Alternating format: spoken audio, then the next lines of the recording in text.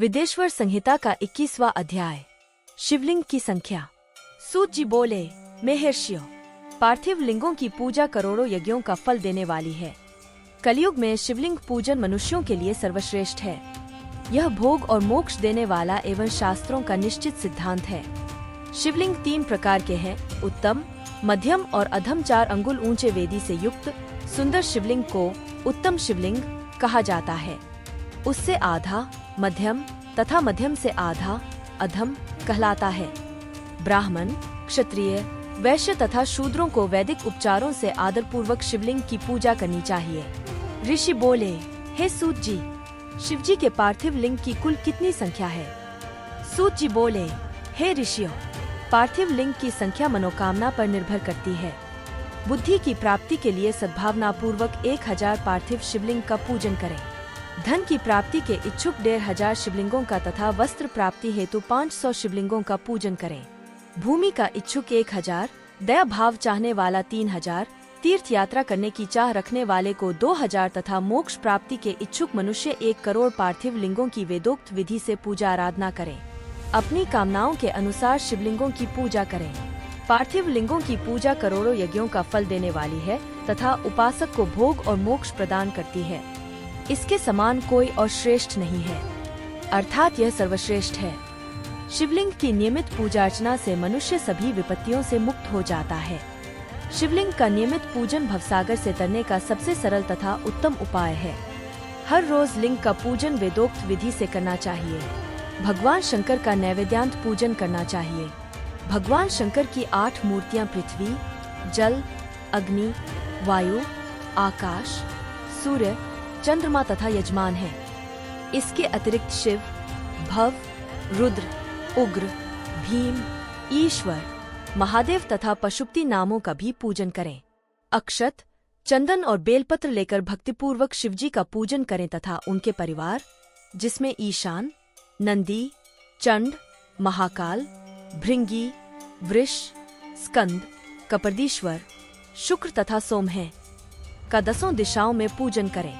शिवजी के वीरभद्र और कीर्तिमुख के पूजन के पश्चात 11 रुद्रों की पूजा करें। पंचाक्षर मंत्र का जाप करें तथा शत्रुद्रीय और शिव पंचाग का पाठ करें। इसके उपरांत शिवलिंग की परिक्रमा कर शिवलिंग का विसर्जन करें। रात्रि के समय समस्त देव कार्यों को उत्तर दिशा की ओर मुंह करके ही करना चाहिए। पूजन करते समय मन में भगवान शिव का स्मरण करना चाहिए। जिस स्थान पर शिवलिंग स्थापित हो वहाँ पर पूर्व, पश्चिम और उत्तर दिशा में न बैठें, क्योंकि पूर्व दिशा भगवान शिव के सामने पड़ती है और इष्टदेव का सामना नहीं रोकना चाहिए। उत्तर दिशा में शक्ति स्वरूपा देवी उमा विराजमान रहती हैं। पश्चिम दिशा में शिवजी का पीछे का भाग है और पूजा पीछे से नहीं की जा सकती, इसलिए दक्षिण दिशा में उत्तराभिमुख होकर बैठना चाहिए। शिव के उपासकों को भस्म से त्रिपुंड लगाकर, रुद्राक्ष की माला, बेलपत्र आदि लेकर भगवान का पूजन करना चाहिए। यदि भस्म न मिले तो मिट्टी से ही त्रिपुंड का निर्माण करके पूजन करना चाहिए। विदेश्वर संहिता का 22वां अध्याय। शिव नैवेद्य और बिल्व महात्म्य। ऋषि बोले, हे सूत जी, हमने पूर्व में सुना है कि शिव का नैवेद्य ग्रहण नहीं करना चाहिए। इस संबंध में शास्त्र क्या कहते हैं, इसके बारे में बताइए तथा बिल्व के महात्म्य को भी स्पष्ट कीजिए। सूत जी ने कहा, हे मुनियों, आप सभी शिव व्रत का पालन करने वाले हैं, इसलिए मैं आपको प्रसन्नतापूर्वक सारी बातें बता रहा हूँ। आप ध्यान पूर्वक सुने। भगवान शिव के भक्त को, जो उत्तम व्रत का पालन करता है तथा बाहर भीतर से पवित्र व शुद्ध है, अर्थात निष्काम भावना से भगवान शंकर की पूजा अर्चना करता है, शिव नैवेद्य का अवश्य भक्षण करना चाहिए, क्योंकि नैवेद्य को देख लेने से ही सारे पाप दूर हो जाते हैं। उसको ग्रहण करने से बहुत पुण्यों का फल मिलता है। नैवेद्य को खाने से हजारों और अरबों यज्ञों का पुण्य अंदर आ जाता है। जिसके घर में शिवजी के नैवेद्य का प्रचार होता है, उसका घर तो पवित्र है ही, बल्कि वह साथ के अन्य घरों को भी पवित्र कर देता है। इसलिए सिर झुकाकर प्रसन्नतापूर्वक एवं भक्ति भावना से इसे ग्रहण करें और इसे खा लें। जो मनुष्य इसे ग्रहण करने या लेने में विलम्ब करता है, वह पाप का भागी होता है। शिव की दीक्षा से युक्त शिव भक्त के लिए नैवेद्य महाप्रसाद है। जो मनुष्य भगवान शिव के अलावा अन्य देवताओं की दीक्षा भी धारण किए हैं, उनके संबंध में ध्यान पूर्वक सुनिए। ब्राह्मणों, जहाँ से शालग्राम शिला की उत्पत्ति होती है, वहाँ उत्पन्न लिंग में रसलिंग में पाषाण, रजत तथा सुवर्ण से निर्मित लिंग में देवताओं तथा सिद्धों द्वारा प्रतिष्ठित लिंग में केसर लिंग, स्फटिक लिंग, रत्न निर्मित लिंग तथा समस्त ज्योतिर्लिंगों में विराजमान भगवान शिव के नैवेद्य को ग्रहण करना चांद्रायन व्रत के समान पुण्यदायक है। शिव नैवेद्य भक्षण करने एवं उसे सिर पर धारण करने से ब्रह्मा हत्या के पाप से भी छुटकारा मिल जाता है और मनुष्य पवित्र हो जाता है। परंतु जहाँ चांडालों का अधिकार हो, वहाँ का महाप्रसाद भक्तिपूर्वक भक्षण नहीं करना चाहिए। बाणलिंग, लौह निर्मित लिंग, सिद्धलिंग उपासना से प्राप्त अर्थात सिद्धों द्वारा स्थापित लिंग, स्वयंभूलिंग एवं मूर्तियों का जहाँ पर चंड का अधिकार नहीं है, जो मनुष्य भक्तिपूर्वक स्नान कराकर उस जल का 3 बार आचमन करता है, उसके सभी कायिक, वाचिक और मानसिक पाप नष्ट हो जाते हैं। जो वस्तु भगवान शिव को अर्पित की जाती है वह अत्यंत पवित्र मानी जाती है। हे ऋषियों, बिल्व अर्थात बेल का वृक्ष महादेव का रूप है। देवताओं द्वारा इसकी स्तुति की गई है। तीनों लोकों में स्थित सभी तीर्थ बिल्व में ही निवास करते हैं, क्योंकि इसकी जड़ में लिंग रूपी महादेव जी का वास होता है।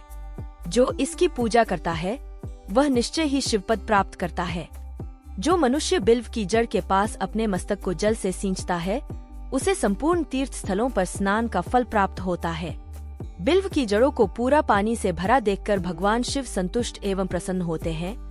जो मनुष्य बिल्व की जड़ों अर्थात मूल भाग का गंध, पुष्प इत्यादि से पूजन करता है, वह सीधा शिवलोक जाता है। उसे संतान और सुख की प्राप्ति होती है। भक्तिपूर्वक पवित्र मन से बिल्व की जड़ में दीपक जलाने वाला मनुष्य सब पापों से छूट जाता है। इस वृक्ष के नीचे जो मनुष्य एक शिवभक्त ब्राह्मण को भोजन कराता है, उसे 1 करोड़ ब्राह्मणों को भोजन कराने का फल मिलता है। इस वृक्ष के नीचे दूध घी में पके अन्न का दान देने से दरिद्रता दूर हो जाती है। हे ऋषियों, प्रवृत्ति और निवृत्ति के 2 मार्ग हैं। प्रवृत्ति के मार्ग में पूजा पाठ करने से मनोरथ पूर्ण हो जाते हैं। यह संपूर्ण अभीष्ट फल प्रदान करता है। किसी सुपात्र गुरु द्वारा विधि विधान से पूजन कराएं। अभिषेक के बाद अघनी चावल से बना नैवेद्य अर्पण करें। पूजा के अंत में शिवलिंग को संपुट में विराजमान कर घर में किसी शुद्ध स्थान पर रख दें।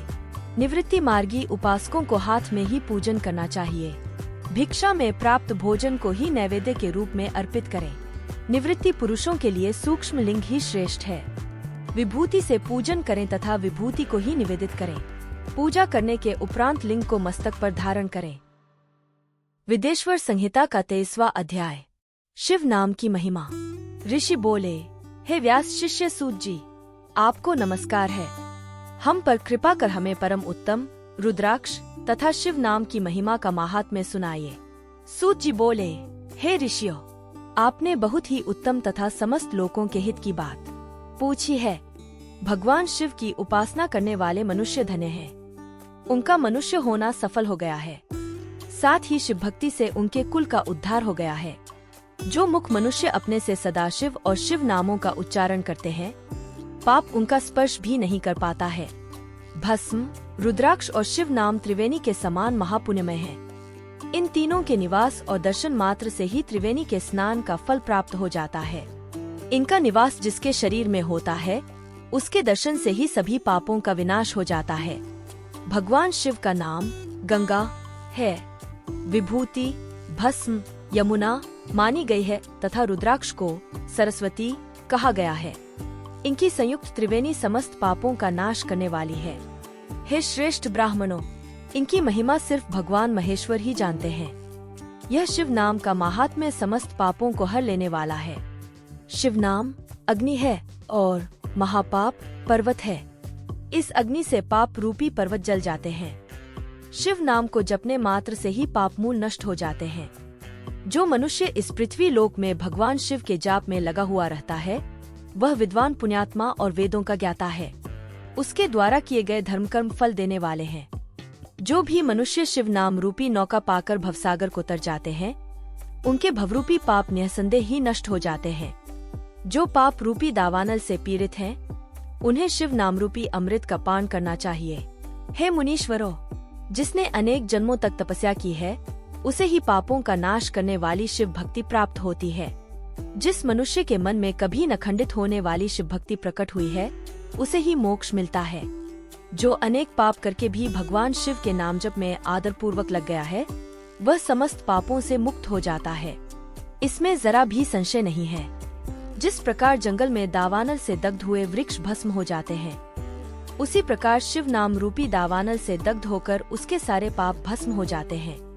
जिसके भस्म लगाने से अंग पवित्र हो गए हैं और जो आदर सहित शिव नाम जपता है, वह इस अथाह भवसागर से पार हो जाता है। संपूर्ण वेदों का अवलोकन करके महर्षियों ने शिव नाम को संसार सागर को पार करने का उपाय बताया है। भगवान शंकर के एक नाम में भी पाप को समाप्त करने की इतनी शक्ति है कि उतने पातक कभी कोई मनुष्य कर ही नहीं सकता। पूर्व काल में इंद्रद्युम्न नाम का एक महापापी राजा हुआ था और एक ब्राह्मण युवती जो बहुत पाप कर चुकी थी, शिव नाम के प्रभाव से दोनों उत्तम गति को प्राप्त हुए। हे द्विजो, इस प्रकार मैंने तुमसे शिव नाम की महिमा का वर्णन किया है। विदेश्वर संहिता का 24वां अध्याय, भस्म धारण की महिमा। सूत जी ने कहा, हे ऋषियों, अब मैं तुम्हारे लिए समस्त वस्तुओं को पावन करने वाले भस्म का महात्म्य सुनाता हूँ। भस्म 2 प्रकार की होती है, एक महाभस्म और दूसरी स्वल्प भस्म। महाभस्म के भी अनेक भेद हैं। यह 3 प्रकार की होती है, श्रोता, स्मार्थ और लौकिक। श्रोता और स्मार्थ भस्म केवल ब्राह्मणों के ही उपयोग में आने योग्य है। लौकिक भस्म का उपयोग सभी मनुष्यजन कर सकते हैं। ब्राह्मणों को वैदिक मंत्रों का जाप करते हुए भस्म धारण करनी चाहिए तथा अन्य मनुष्य बिना मंत्रों के भस्म धारण कर सकते हैं। उपलों से सिद्ध की हुई भस्म आग्नेय भस्म कहलाती है। यह त्रिपुंड का द्रव्य है। अन्य यज्ञ से प्रकट हुई भस्म भी त्रिपुंड धारण के काम आती है। जाबाली उपनिषद के अनुसार अग्नि इत्यादि मंत्रों द्वारा 7 बार जल में भिगोकर शरीर में भस्म लगाएं। तीनों संध्याओं में जो शिव भस्म से त्रिपुंड लगाता है, वह सब पापों से मुक्त होकर शिव की कृपा से मोक्ष पाता है। त्रिपुंड और भस्म लगाकर विधि पूर्वक जाप करें। भगवान शिव और विष्णु ने भी त्रिपुंड धारण किया है। अन्य देवियों सहित भगवती उमा और देवी लक्ष्मी ने इनकी प्रशंसा की है। ब्राह्मणों, क्षत्रियों, वैश्यों, शूद्रों, वर्णसंकरों तथा जातिभ्रष्ट पुरुषों ने भी उद्धूलन एवं त्रिपुंड रूप में भस्म धारण की है। महर्षियों, इस प्रकार संक्षेप में मैंने त्रिपुंड का महात्म्य बताया है। यह समस्त प्राणियों के लिए गोपनीय है। ललाट अर्थात माथे पर भौहों के मध्य भाग से भौहों के अंत भाग जितना बड़ा त्रिपुंड ललाट में धारण करना चाहिए। मध्यमा और अनामिका अंगुली से 2 रेखाएं करके अंगूठे द्वारा बीच में सीधी रेखा त्रिपुंड कहलाती है। त्रिपुंड अत्यंत उत्तम तथा भोग और मोक्ष देने वाला है। त्रिपुंड की एक एक रेखा में 9 देवता हैं, जो सभी अंगों में स्थित हैं। प्रणव का प्रथम अक्षर अकार, गार्हपत्य अग्नि, पृथ्वी, धर्म, रजोगुण, ऋग्वेद, क्रियाशक्ति, प्रातः सवन तथा महादेव, ये त्रिपुंड की प्रथम रेखा के 9 देवता हैं। प्रणव का दूसरा अक्षर उकार, दक्षिणाग्नि, आकाश, सत्वगुण, यजुर्वेद, मध्यदिन सवन, इच्छा शक्ति, अंतरात्मा तथा महेश्वर, ये दूसरी रेखा के 9 देवता हैं। प्रणव का तीसरा अक्षर मकार, आहवनीय अग्नि, परमात्मा, तमोगुण, द्युलोक, ज्ञान शक्ति, सामवेद, तृतीय सवन तथा शिव, ये तीसरी रेखा के 9 देवता हैं। प्रतिदिन स्नान से शुद्ध होकर भक्तिभाव से त्रिपुंड में स्थित देवताओं को नमस्कार कर त्रिपुंड धारण करें तो भोग और मोक्ष दोनों की प्राप्ति होती है। भस्म को 32, 16, 8 अथवा 5 स्थानों में धारण करें। सिर, माथा, दोनों कान, दोनों आँखें, नाक के दोनों नथुनों, दोनों हाथ, मुंह, कंठ, दोनों कोहनी, दोनों भुजदंड, हृदय, दोनों बगल, नाभि, दोनों अंडकोश, दोनों उरु, दोनों घुटनों, दोनों पिंडली, दोनों जांघों और पाव आदि 32 अंगों में क्रमशः अग्नि, वायु, पृथ्वी, देश, 10 दिशाएं, 10 दिक्पाल, 8 वसुंधरा, ध्रुव, सोम, आम, अनिल, प्रातःकाल इत्यादि का नाम लेकर भक्तिभाव से त्रिपुंड धारण करें अथवा एकाग्रचित हो 16 स्थान में ही त्रिपुंड धारण करें। सिर, माथा, कंठ, दोनों कंधों, दोनों हाथों, दोनों कोहनियों तथा दोनों कलायों, हृदय, नाभि, दोनों पसलियों एवं पीठ में त्रिपुंड लगाकर इन 16 अंगों में धारण करें। तब अश्विनी कुमार, शिव शक्ति, रुद्र, ईश, नारद और वामा आदि 9 शक्तियों का पूजन करके उन्हें त्रिपुंड में धारण करें। सिर, बालों, दोनों कान, मुंह, दोनों हाथ, हृदय, नाभि, उरुयुगल, दोनों पिंडली एवं दोनों पावों, इन 16 अंगों में क्रमशः शिव, चंद्रमा, रुद्र, ब्रह्मा, गणेश, लक्ष्मी, विष्णु, शिव, प्रजापति, नाग, दोनों नाग कन्या, ऋषि कन्या, समुद्र तीर्थ इत्यादि के नाम स्मरण करके त्रिपुंड भस्म धारण करें। माथा, दोनों कान, दोनों कंधे, छाती, नाभि एवं गुहे अंग आदि 8 अंगों में सप्तऋषि ब्राह्मणों का नाम लेकर भस्म धारण करें अथवा मस्तक, दोनों भुजाएं, हृदय और नाभि, इन 5 स्थानों को भस्म धारण करने के योग्य बताया गया है। देश तथा काल को ध्यान में रखकर भस्म को अभिमंत्रित करना चाहिए तथा भस्म को जल में मिलाना चाहिए। त्रिनेत्रधारी, सभी गुणों के आधार तथा सभी देवताओं के जनक और ब्रह्मा एवं रुद्र की उत्पत्ति करने वाले परब्रह्म परमात्मा शिव का ध्यान करते हुए नमः शिवाय मंत्र को बोलते हुए माथे विदेश्वर संहिता का 25वां अध्याय। रुद्राक्ष महात्म्य। सूत जी कहते हैं, महाज्ञानी शिवस्वरूप शौनक, भगवान शंकर के प्रिय रुद्राक्ष का महात्म्य मैं तुम्हें सुना रहा हूँ। यह रुद्राक्ष परम पावन है। इसके दर्शन, स्पर्श एवं जप करने से समस्त पाप नष्ट हो जाते हैं। इसकी महिमा तो स्वयं सदाशिव ने संपूर्ण लोकों के कल्याण के लिए देवी पार्वती को सुनाई है। भगवान शिव बोले, हे देवी, तुम्हारे प्रेमवश भक्तों के हित की कामना से रुद्राक्ष की महिमा का वर्णन कर रहा हूँ। पूर्व काल में मैंने मन को संयम में रखकर हजारों दिव्य वर्षों तक घोर तपस्या की। एक दिन अचानक मेरा मन क्षुब्ध हो उठा और मैं सोचने लगा कि मैं संपूर्ण लोकों का उपकार करने वाला स्वतंत्र परमेश्वर हूँ।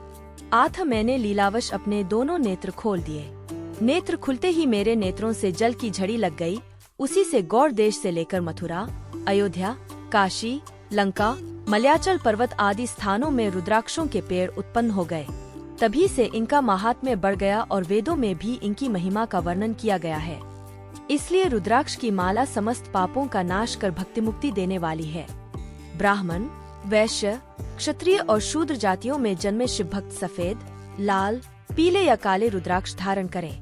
मनुष्यों को जाति अनुसार ही रुद्राक्ष धारण करना चाहिए। आंवले के फल के बराबर रुद्राक्ष को श्रेष्ठ माना जाता है।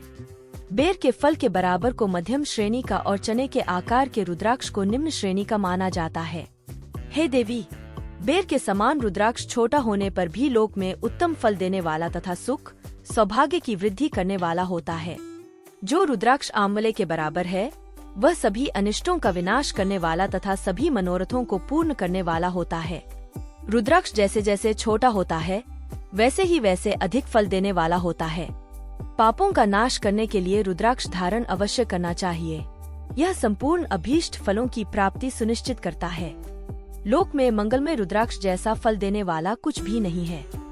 समान आकार वाले चिकने, गोल, मजबूत, मोटे, कांटेदार रुद्राक्ष, उभरे हुए छोटे छोटे दानों वाले रुद्राक्ष सब मनोरथ सिद्धि एवं भक्ति मुक्ति दायक हैं, किंतु कीड़ों द्वारा खाए गए, टूटे फूटे, कांटों से युक्त तथा जो पूरा गोल न हो, इन 5 प्रकार के रुद्राक्षों का त्याग करें। जिस रुद्राक्ष में अपने आप डोरा पिरोने के लिए छेद हो, वही उत्तम माना गया है। जिसमें मनुष्य द्वारा छेद किया हो, उसे मध्यम श्रेणी का माना जाता है। इस जगत 1100 रुद्राक्ष धारण करके मनुष्य जो फल पाता है, उसका में वर्णन नहीं किया जा सकता। भक्तिमान पुरुष 550 रुद्राक्ष के दानों का मुकुट बना ले और उसे सिर पर धारण करे। 360 दानों का हार बना ले, ऐसे 3 हार बनाकर उनका यज्ञोपवीत धारण करे। महर्षियों, सिर पर ईशान मंत्र से, कान में तत्पुरुष मंत्र से रुद्राक्ष धारण करना चाहिए। गले में रुद्राक्ष, मस्तक पर त्रिपुंडधारी रुद्राक्ष पहने नमः शिवाय मंत्र का जाप करने वाला मनुष्य यमपुर को नहीं जाता। रुद्राक्ष माला पर मंत्र जपने का करोड़ गुना फल मिलता है। 3 मुख वाला रुद्राक्ष साधन सिद्ध करता है एवं विद्याओं में निपुण बनाता है। 4 मुख वाला रुद्राक्ष ब्रह्म स्वरूप है। इसके दर्शन एवं पूजन से नरहत्या का पाप छूट जाता है। यह धर्म, अर्थ, काम, मोक्ष आदि 4 पुरुषार्थों का फल देता है। 5 मुख वाले रुद्राक्ष को कालाग्नि अर्थात पंचमुखी कहा जाता है। यह सर्व कामनाएं पूर्ण कर मोक्ष प्रदान करता है। अभोग्य स्त्रियों को भोगने के पाप तथा भक्षण के पापों से मुक्त हो जाता है। 6 मुखी रुद्राक्ष कार्तिकेय का स्वरूप है। इसको सीधी बाह में बांधने से ब्रह्महत्या के दोष से मुक्ति मिलती है। सप्तमुखी रुद्राक्ष धारण करने से धन की प्राप्ति होती है। 8 मुखों वाला रुद्राक्ष भैरव का स्वरूप है। इसे धारण करने से लंबी आयु प्राप्त होती है और मरने पर शिवपद प्राप्त हो जाता है। 9 मुखों वाला रुद्राक्ष भैरव तथा कपिल मुनि का स्वरूप माना जाता है और भगवती दुर्गा उसकी अधिष्ठात्री देवी मानी गई है। इसे बाएं हाथ में धारण करने से समस्त वैभवों की प्राप्ति होती है। 10 मुख वाला रुद्राक्ष साक्षात भगवान विष्णु का रूप है। इसे धारण करने से सभी मनोरथ पूर्ण हो जाते हैं। 11 मुख वाला रुद्राक्ष रुद्र रूप है। इसको धारण करने से मनुष्य को सब स्थानों पर विजय मिलती है। 12 मुख वाले रुद्राक्ष को बालों में धारण करने से मस्तक पर 11 सूर्यों के समान तेज प्राप्त होता है। 13 मुख वाला रुद्राक्ष विश्वदेवों का स्वरूप है। इसे धारण करने से सौभाग्य और मंगल का लाभ मिलता है। 14 मुख वाला रुद्राक्ष साक्षात शिव स्वरूप है। इसे भक्तिपूर्वक मस्तक पर धारण करने से समस्त पापों का नाश हो जाता है। इस प्रकार मुखों के भेद से रुद्राक्ष के 14 भेद बताए गए हैं। हे पार्वती जी, अब मैं तुम्हें रुद्राक्ष धारण के मंत्र सुनाता हूँ। 1 ह्रीं नमः, 2 नमः, 3 क्लीं नमः, 4 ह्रीं नमः, 5 ह्रीं नमः, 6 ह्रीं हूँ नमः, 7 हूँ नमः, 8 हूँ नमः, 9 हूँ नमः, 10 ह्रीं हूँ नमः, 11 ह्रीं हूँ नमः, 12 हूँ नमः, 13 क्रों क्षौरो नमः तथा 14 ह्रीं नमः। इन 14 मंत्रों द्वारा क्रमशः 1 से लेकर 14 मुख वाले रुद्राक्ष को धारण करने का विधान है। साधक को नींद और आलस्य का त्याग कर श्रद्धा भक्ति से मंत्रों द्वारा रुद्राक्ष धारण करना चाहिए। रुद्राक्ष की माला धारण करने वाले मनुष्य को देखकर भूत, प्रेत, पिशाच, डाकिनी, शाकिनी दूर भाग जाते हैं। रुद्राक्षधारी पुरुष को देखकर स्वयं भगवान विष्णु, देवी दुर्गा, गणेश, सूर्य तथा अन्य देवता भी प्रसन्न हो जाते हैं। इसलिए धर्म की वृद्धि के लिए भक्तिपूर्वक मंत्रों द्वारा विधिवत रुद्राक्ष धारण करना चाहिए। मुनीश्वर, भगवान शिव ने देवी पार्वती से जो कुछ कहा था वह मैंने आपको कह सुनाया है। मैंने आपके समक्ष विदेश्वर संहिता का वर्णन किया है। यह संहिता संपूर्ण सिद्धियों को देने वाली तथा भगवान शिव की आज्ञा से मोक्ष प्रदान करने वाली है। जो मनुष्य इसे नित्य पढ़ते अथवा सुनते हैं वे पुत्र पौत्रादि के सुख भोग कर